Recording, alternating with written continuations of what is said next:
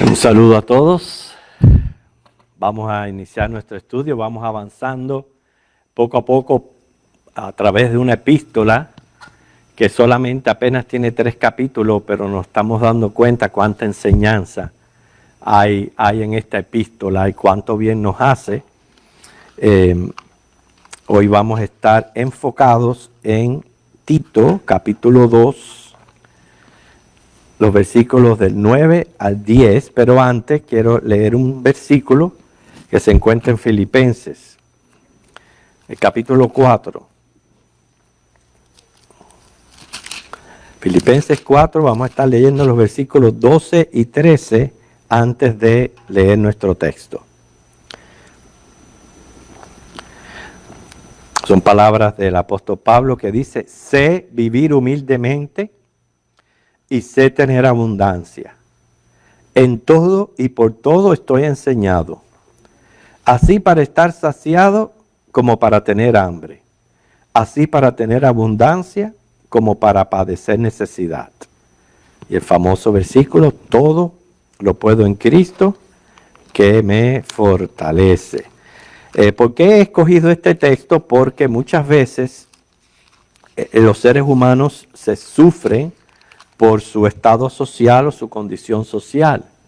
Y precisamente de eso se trata nuestro texto en Tito capítulo 2, dándonos cuenta que hay porciones bíblicas que hay que tener en cuenta el contexto cultural, lo que estaba pasando en ese momento cuando es escrita la epístola. Y este es uno de esos casos, y nos vamos a dar cuenta en cuanto lo leamos, pero que siempre, a pesar de que tiene un contexto cultural, siempre se puede extraer una enseñanza para cada uno de nosotros. Imagino que ya han ubicado Tito capítulo 2, versículos 9 y 10. Dice: exhorta a los siervos a que se sujeten a sus amos, que agraden en todo, que no sean respondones, no defraudando, sino mostrándose fieles en todo, para que en todo adornen la doctrina de Dios, nuestro Salvador. Por tanto, hermanos, seamos pobres, clase media, ricos. Lo importante en la vida es cuando uno se siente satisfecho, y esa satisfacción la podemos tener siempre en Cristo. En Cristo y satisfechos somos verdaderamente ricos. Tito debía exhortar a los siervos, en otras palabras, esclavos, a que se comportaran correctamente con sus amos, a que les agradaran en todo, o sea, que consideraran su condición social y que la asumieran con dignidad. Les dice que no sean respondones, o sea, no falten el respeto a sus amos, que no los defrauden siendo vagos o quizás hasta ladrones, que se muestren fieles en todo, o sea, no escaparse, con el objetivo, y ahí donde está lo hermoso de esta exhortación, es adornar la doctrina de Dios nuestro Salvador. En otras palabras, lo que nos está diciendo con esto de adornar la doctrina de Dios es: si te vas a identificar como cristiano, honra ese nombre, representa bien ese nombre. De eso se trata. Los cristianos debemos, hermanos, esforzarnos en ser siempre, en nuestros lugares de trabajo, los mejores trabajadores, los más honestos, los más puntuales, que no le estemos causando males a nuestros supervisores o jefes, aunque nos gusten o no. Pero la exhortación como cristiano, y esta es una de las maneras que algo cultural lo aplicamos a nuestra vida, es todos los que somos empleados o trabajadores. Es interesante que el asunto de la esclavitud es mencionado en varias epístolas. ¿Por qué? Porque era un fenómeno social de aquella época.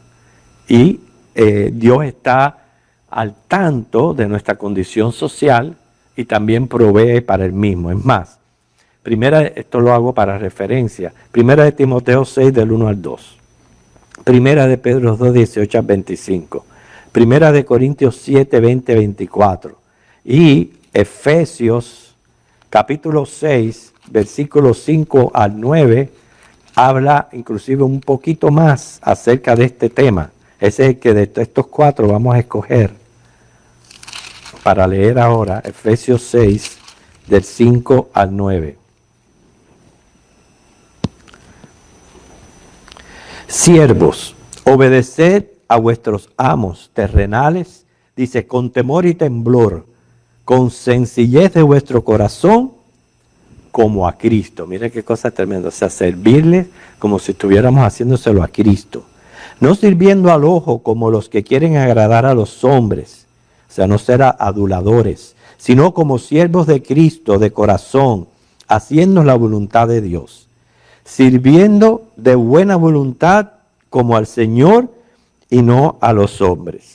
Yo digo, cuando tenemos una mala voluntad nos hacemos daño nosotros mismos, porque al fin y al cabo, para comer hay que trabajar, y para trabajar hay que estar allí en ese empleo 8 horas, y si yo estoy de mala gana, el único que se está afectando soy yo. No le estoy haciendo daño a más nadie que a mí. O sea, es mejor esas 8 horas tratar de pasarla lo mejor posible, de buena voluntad, ya que hay que trabajar. Y no nos preocupemos porque en gloria ya se van a acabar los trabajos. Dice, sabiendo que el bien que cada uno hiciere, ese recibirá del Señor, sea siervo o sea libre.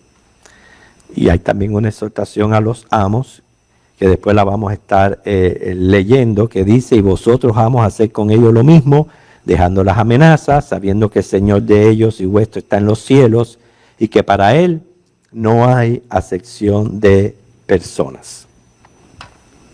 Tuvimos muchos comentando acerca de lo sucedido el domingo. Realmente tuvimos una reunión hermosa, la renovación de votos, vinieron muchas visitas, conocieron la iglesia, escucharon el evangelio, todo eso estuvo muy bonito. Pero, ahí viene un pero, de siempre que usted escuche un pero, prepárase, porque lo que viene detrás del pero a veces no es nada bueno. Pero fue un trabajo inmenso antes y después de la celebración. Un trabajo inmenso, hermanos. A veces nosotros vemos las cosas y pensamos que caen del cielo así nomás, pero no. Tanto antes como después, el trabajo fue inmenso. Y en Cuba había un programa, y muchos de los cubanos pueden identificarlo, detrás de la fachada, ¿se recuerda?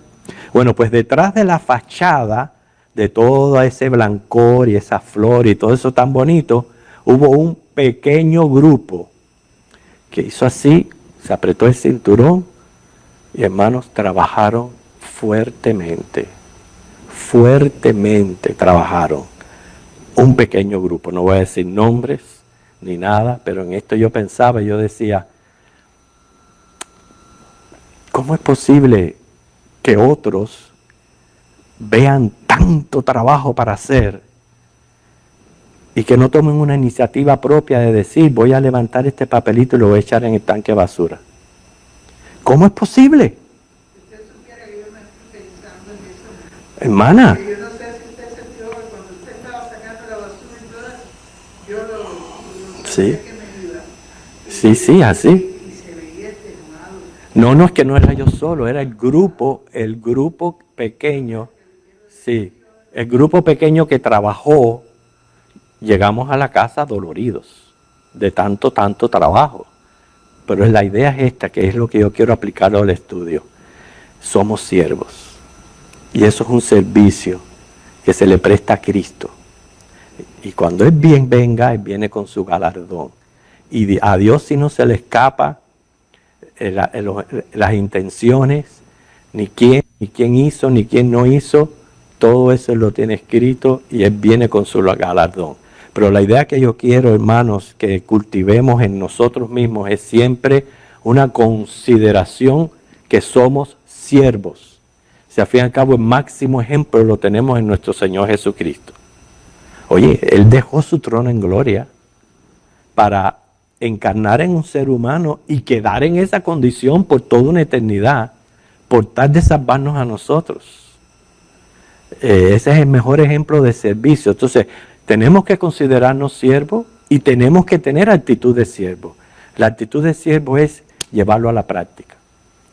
Que no me tengan que decir a mí, arregla la silla. Si yo veo una silla desordenada, ¿en qué puedo ayudar? ¿En qué puedo servir? Y prestarme. No hacerme de la vista gorda, porque siempre hay alguien que lo va a hacer. El caso que yo le agradezco mucho a ese grupo, hermanos. De verdad que, mira, la hermana agradeció a Rosita, a su familia, y yo le añado a eso todo ese grupo que trabajó arduamente el día sábado para lograr lo que hicimos. Y eso ocurre en cada evento y actividad de la iglesia. En cada evento. Esos eventos especiales requieren mucho trabajo. Y en todos los hay. Los que sirven y los que se hacen de la vista gorda. Pero lo hacemos para el Señor. Vamos a volver de nuevo al tema de la esclavitud. Lo que es como era en la antigüedad. Primeramente, es triste que a un ser humano creado a imagen de Dios se le considere un esclavo, una persona sin derechos, que ha perdido su libertad y ha venido a ser propiedad de otra. Cuando dice Ezequiel, todas las almas son mías. Nosotros a quienes pertenecemos es a Dios. Y por eso viene a ser degradante todo lo que es la esclavitud. No es voluntad de Dios que alguien esclavice o se esclavice, pero llegó a ser una realidad social y por eso que encontramos tantos textos en la Biblia que exhortan al respecto. Aparentemente la esclavitud surge de la idea de utilizar a los prisioneros de guerra en lugar de sacrificarlos. Así fue como surgió. Por eso una persona podía convertirse en esclavo si era capturado en una guerra, por no pagar las deudas, por ser tan pobre que ellos mismos se vendían, niños vendidos por padres indigentes o nacer de padres esclavos, por cometer delitos. Todas estas razones hacían que surgieran muchos esclavos.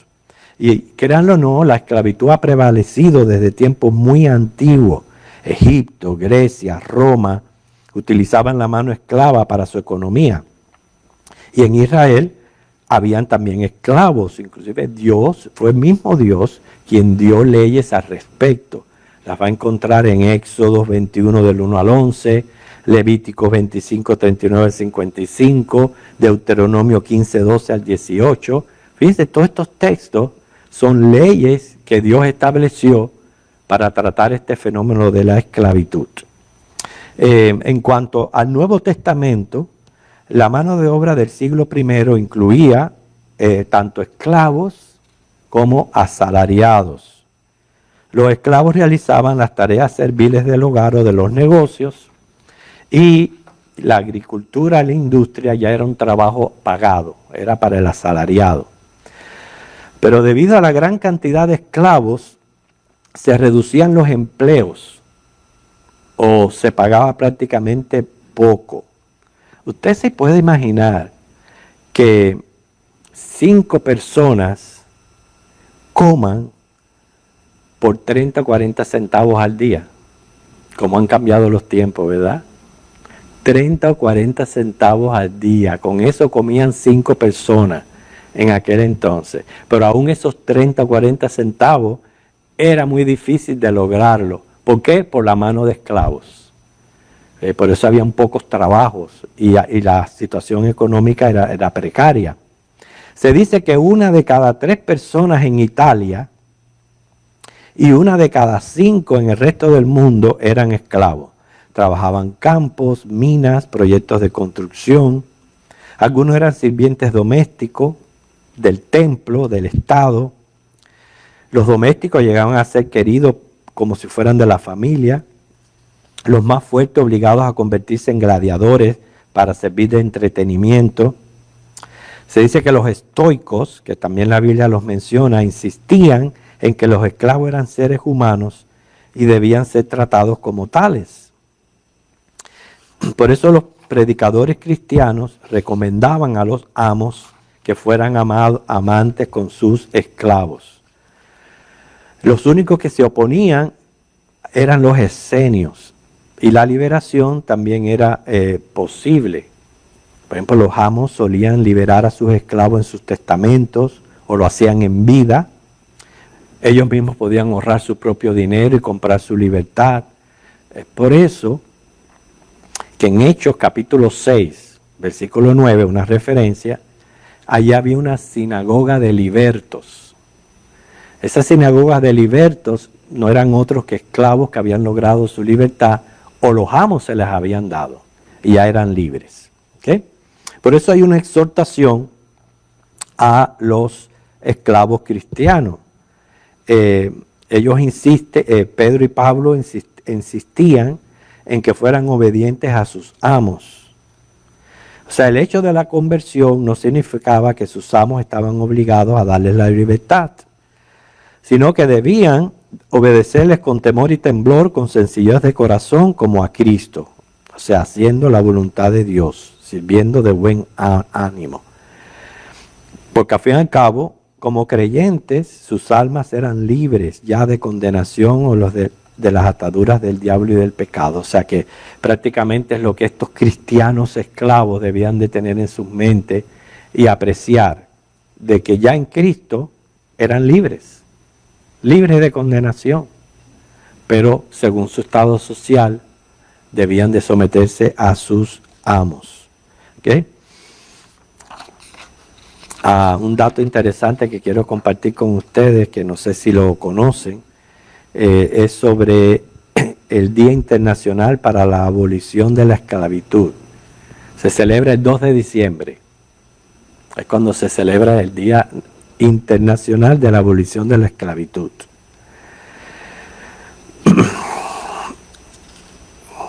No obstante, culturalmente en determinados países todavía está arraigada la esclavitud, como en la India, Sudán, Mauritania, y ha reaparecido en otros países bajo ciertas condiciones excepcionales, caso de la mano de obra infantil, en el sudeste asiático, determinados tipos de prostitución en todo el mundo.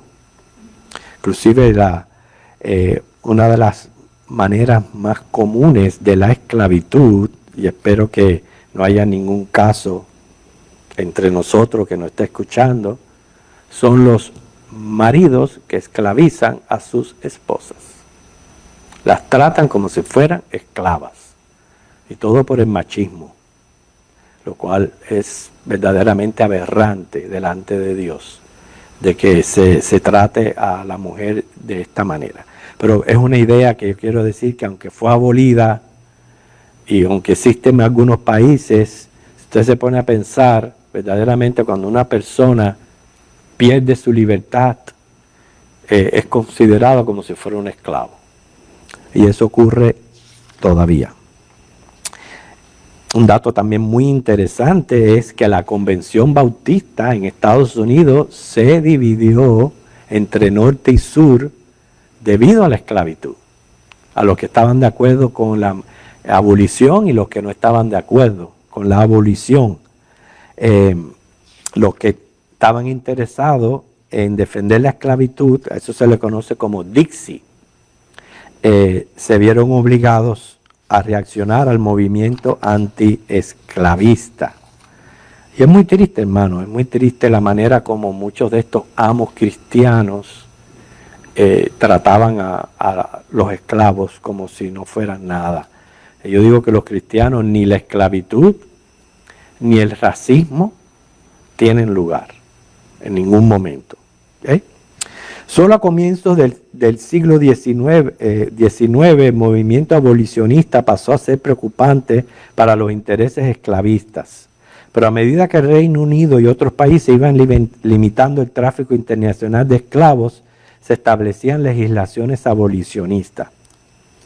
La abolición de la esclavitud, por lo menos en este país, comenzó durante la guerra con medidas que se ordenaban en todo el territorio y el Distrito Federal. Eso ocurrió en el 1862. En el 1863 ya les conferían la libertad y los esclavos de los estados rebeldes. En el 1864 el presidente Abraham Lincoln fue reelecto y en 1865, en la enmienda 13 de la Constitución, decretaba la abolición de la esclavitud en todo el ámbito de la Unión. Si hay que darle gracias que la esclavitud ha sido abolida, por lo menos oficialmente, por la ley en este país, aunque, como dije anteriormente, continúa practicándose y es siempre que una persona pierde su libertad, se convierte en un esclavo. Nosotros no podemos decir que somos esclavos como tales, pero sí seguimos siendo primeramente siervos de Cristo.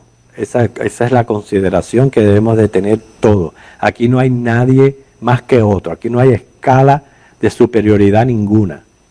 Todos somos siervos de Cristo, todos. Y también muchos son empleados y otros empleadores. Y aunque libres, el principio viene a ser siempre el mismo, hermano. Tenemos que dar un testimonio como cristianos en nuestros trabajos de fidelidad, trabajar a conciencia, honestos y no robar. O sea, hacer las cosas como para el Señor. Como vimos en Efesios, el versículo 9, también exhorta no solamente a los esclavos, sino a los que son amos cristianos. Como la esclavitud era parte integral de la sociedad, no fue condenada por Jesús ni por los apóstoles. Usted se preguntará, pero ¿por qué si Dios no está de acuerdo? Jesús no la abolió en el tiempo que él estuvo. El Señor, primeramente, el Señor venía con una misión y un propósito bien específico, que era nuestra redención, nuestra salvación. Recordamos la vez que lo quisieron hacer rey y él se fue, porque él mismo lo decía, mi reino no es de este mundo. Él no se involucró con los celotes, que era un grupo en aquel tiempo que eran revolucionarios judíos en contra de Roma. Él no se involucró en los herodianos, que eran defensores de Herodes. Él no se involucró en política ninguna. Y abolir la esclavitud en medio de una época como aquella era prácticamente formar un caos. Por eso ni él, ni los apóstoles, ni en ninguna parte de la Biblia va a encontrar un versículo aboliendo la esclavitud. Se entiende que por eso es que lo que hay es consejos tanto a los que son esclavos como a los que son amos, para que se comporten como Cristo.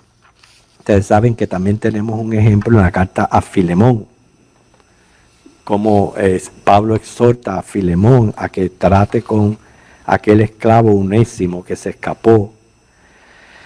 Y Pablo le rogó que aplicase el principio de la fraternidad cristiana. Inclusive él mismo se comprometió a pagarle la deuda de Onésimo. Y es probable que Filemón le haya dado la libertad a Onésimo y se convirtiera en ministro de la palabra en Éfeso, Filipenses 14. Por eso a los amos cristianos se les exhorta a hacer lo mismo, a tratarlos con debido respeto. Tampoco se concibe una persona que diga soy cristiano, que tenga una compañía, que sea un empleador y abuse, maltrate y trate a sus empleados o les paga exclusive menos de lo que exige la ley. Esos abusos también ocurren, hermanos. Y es triste que lo cometan los mismos cristianos.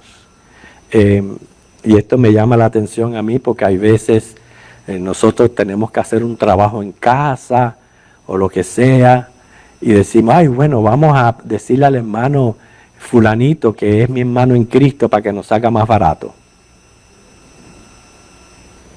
¿Sí o no? No debía ser. Dice la Biblia, cada obrero es digno de su salario. Y entonces, al contrario, yo debo de tratar a mi hermano con más de lo que verdaderamente tratar a una persona secular. Por lo que vemos, hermano, todos estos principios los podemos aplicar a pesar de que estamos hablando aquí en un aspecto cultural. La vida cristiana es de relaciones. Es muy importante la manera como nos relacionamos con los demás. Nuestra actitud, carácter van a delatar nuestro andar como cristianos.